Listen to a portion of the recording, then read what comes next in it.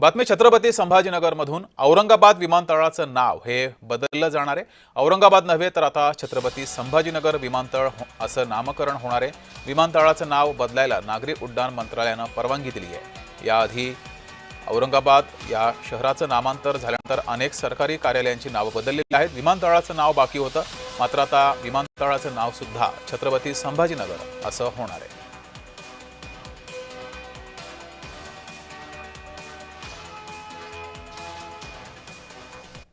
याविषयी अधिक माहिती घेऊया। आपले प्रतिनिधी छत्रपती संभाजीनगरचे विजय चिडे आपल्या सोबत जोडलेले आहेत। विजय, शिवसेनेची सत्ता आल्यानंतर औरंगाबादचं नाव छत्रपती संभाजीनगर करण्यात आलं होतं। त्यानंतर संपूर्ण शासकीय कार्यालय जे आहे ते देखील छत्रपती संभाजीनगर नावाने करण्यात आले होते।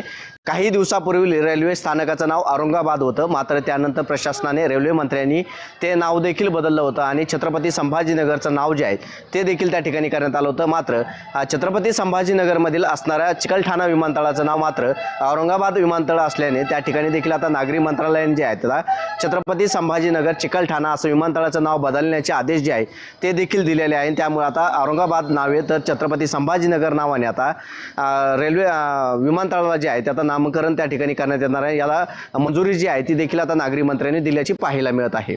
छत्रपती संभाजीनगरहून विजय चिडे, जय महाराष्ट्र।